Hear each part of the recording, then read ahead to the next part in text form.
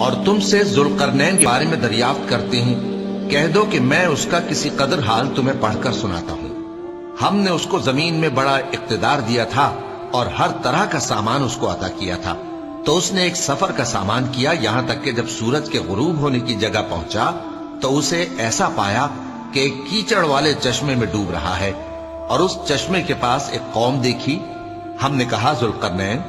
تم ان کو خواہ تکلیف دو خواہ ان کے بارے میں بھلائی اختیار کرو، دونوں باتوں کی تم کو قدرت ہے۔ ذوالقرنین نے کہا کہ جو کفر و بد کرداری سے ظلم کرے گا اسے ہم سزا دیں گے، پھر وہ اپنے پروردگار کی طرف لوٹایا جائے گا تو وہ بھی اسے بڑا عذاب دے گا، اور جو ایمان لائے گا اور عمل نیک کرے گا اس کے لیے بہت اچھا بدلہ ہے، اور ہم اپنے معاملے میں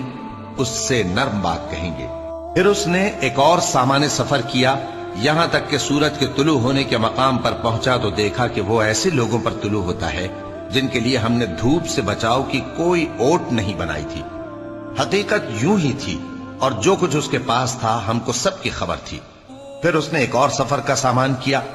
یہاں تک کہ دو اونچے سیدھے پہاڑوں کے درمیان پہنچا تو دیکھا کہ ان کے اس طرف کچھ لوگ ہیں کہ بات کو سمجھ نہیں سکتے۔ ان لوگوں نے کہا کہ اے ذوالقرنین، یاجوج اور ماجوج اس علاقے میں فساد کرتے رہتے ہیں،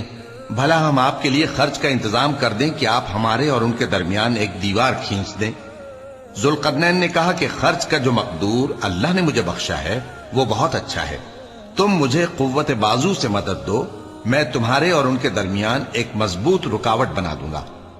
تم لوہے کے بڑے بڑے تختے میرے پاس لاؤ۔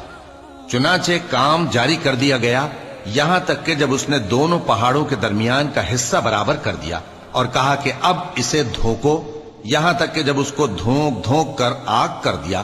تو کہا کہ اب میرے پاس تانبا لاؤ کہ اس پر پگھلا کر ڈال دوں۔ پھر ان میں یہ قدرت نہ رہی کہ اس پر چڑھ سکیں، اور نہ یہ طاقت رہی کہ اس میں نقب لگا سکیں۔ بولا کہ یہ میرے پروردگار کی مہربانی ہے، پھر جب میرے پروردگار کا وعدہ آ پہنچے گا تو اس کو ڈھا کر ہموار کر دے گا، اور میرے پروردگار کا وعدہ سچا ہے۔ اس روز ہم ان کو چھوڑ دیں گے کہ روئے زمین پر پھیل کر ایک دوسرے میں گھس جائیں گے، اور سور پھونکا جائے گا تو ہم سب کو جمع کر لیں گے، اور اس روز ہم جہنم کو کافروں کے سامنے لائیں گے، جن کی آنکھیں میری یاد سے پردے میں تھیں اور وہ سننے کی طاقت نہیں رکھتے تھے۔ اب کیا کافر یہ خیال کرتے ہیں کہ وہ میرے بندوں کو میرے سوا اپنا کارساز بنائیں گے تو میں خفا نہیں ہوں گا؟ ہم نے ایسے کافروں کے لیے جہنم کی مہمانی تیار کر رکھی ہے۔ کہہ دو کہ ہم تمہیں ایسے لوگ بتائیں جو اعمال کے لحاظ سے بڑے نقصان میں ہیں۔ یہ وہ لوگ ہیں جن کی دوڑ دھوپ دنیا کی زندگی میں برباد ہو گئی، اور وہ یہ سمجھے ہوئے ہیں کہ وہ اچھے کام کر رہے ہیں۔ یہ وہ لوگ ہیں جنہوں نے اپنے پروردگار کی آیتوں کو نہ مانا اور اس کے سامنے جانے سے انکار کیا، تو ان کے اعمال ضائع ہو گئے، سو ہم قیامت کے دن ان کے لیے کچھ بھی وزن قائم نہیں کریں گے۔